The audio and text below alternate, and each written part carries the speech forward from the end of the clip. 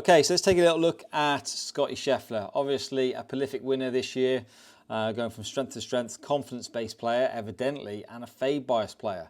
So let's have a little look at his matchups. Let's have a little look at something we can learn for those of us that are trying to hit functional fades. And let's take a little look at some of the stuff that makes him him. So beautiful setup, unbelievable neutrality to the setup. You can see how neutral the lines sit at address, leading in front of the trail, just a little bit more with the pelvis. You can see the front part of his lead forearm. So just set up just immaculate. So the first thing we can learn there is we've got to start off with a nice neutral piece. Now, not that aesthetics is anything, but definitely some unbelievable neutral takeaway ideas. We see the club head and handle line up perfectly at the first parallel position. If anything, you could argue the club face is fractionally more open than this idea of matching, let's say, spine angles. So just fractionally more open than not. Again, let's understand this player's DNA, likes to hit a fade. So potentially that is what's in there already. But unbelievable neutrality to the delivery of the golf club and hand line. What I'm going to do here, though, is I'm just going to start and mark in a couple of pieces. I'm just going to mark in where the handle sort of resides at the halfway back stage. And I'm just going to shadow in where the club is. So the shaft plane, as you can quite clearly see there, is shadowed by that red line. Now, as we take it to the top of the backswing, there is a little bit of arm lift to the top of the backswing. Definitely sort of maximising swing length. A little bit of spine extension, certainly from the face-on view as well. But the first thing we're going to notice is if I just drop a line from where the butt end of the handle is, and I just drop that straight down, what you're going to see there is that the hand path, the way in which the hands have been moved around the body, isn't known as excessively deep, right? The hands haven't got super behind him. You could correlate that with how high the lead arm is relative to the shoulder plane. And what you see there is a player that's almost got a higher hand plane rather than matching the shoulder plane, right? Now, as a result of that, obviously, it's going to be pretty functionally easier for players to hit draws. Typically, 9 times out of 10, the deeper the hand plane, the more it is probable that the delivery is going to be more into out at the bottom.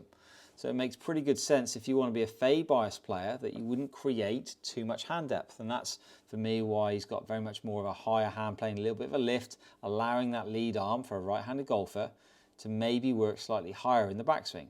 Now, what you're also going to note is that the blade is relatively neutral to weak. So it isn't typically a strong lofted player. This isn't a player that is trying to, let's say, have that modern era look of super strong blade, bowed lead wrist, and then going to compress it from that dynamic. This is a little more upright, a little more, let's say, weakness to the blade.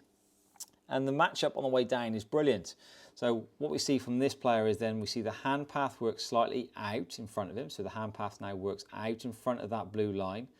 As a result, that's what shallows the club head. So often I see players trying to shallow, let's say, the centre of mass. They're trying to shallow the club head, and they do that with the hand path working behind them.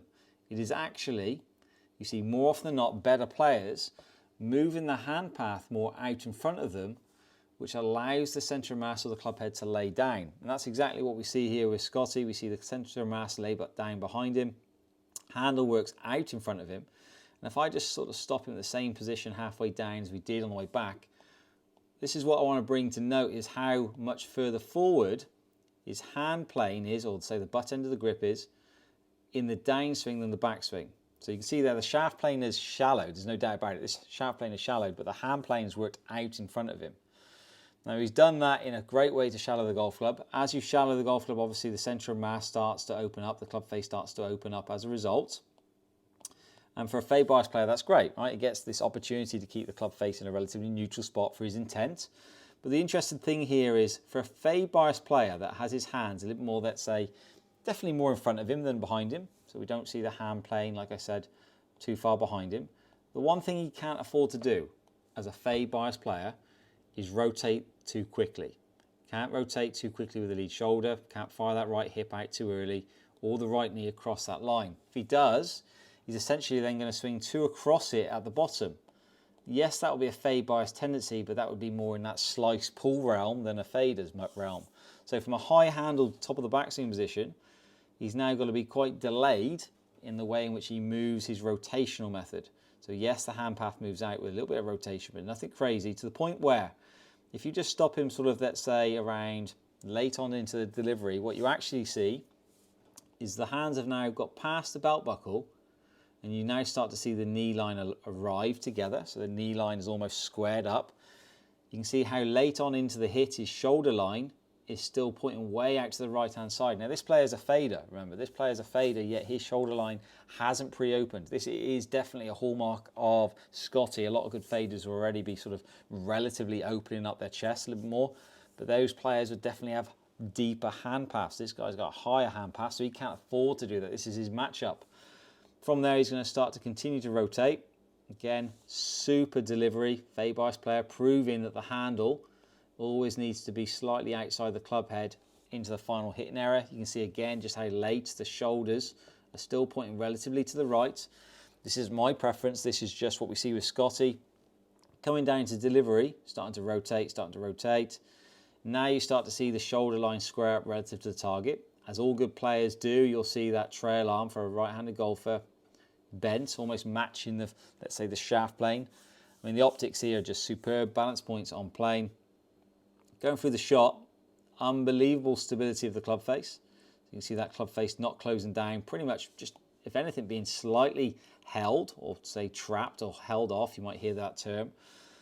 Right foot now just being pulled through the shot. You can see how inactive, let's say, his footwork is in terms of a rotary sense. If you're a super rotary, you might see the hip kick out, right knee kick out, a little bit of pressure going onto the tiptoe. This player is almost being, let's say, pushing up through that left side, and the right side is so inactive that it's just being pulled through the shot. It's been pulled through the shot, and as a fade bias player, you'd expect him to want to hold off that club face a touch, even though it's relatively neutral to open at the top. He's making sure that the club face feels relatively open on the way through. So unbelievable neutralities to an unbelievable player.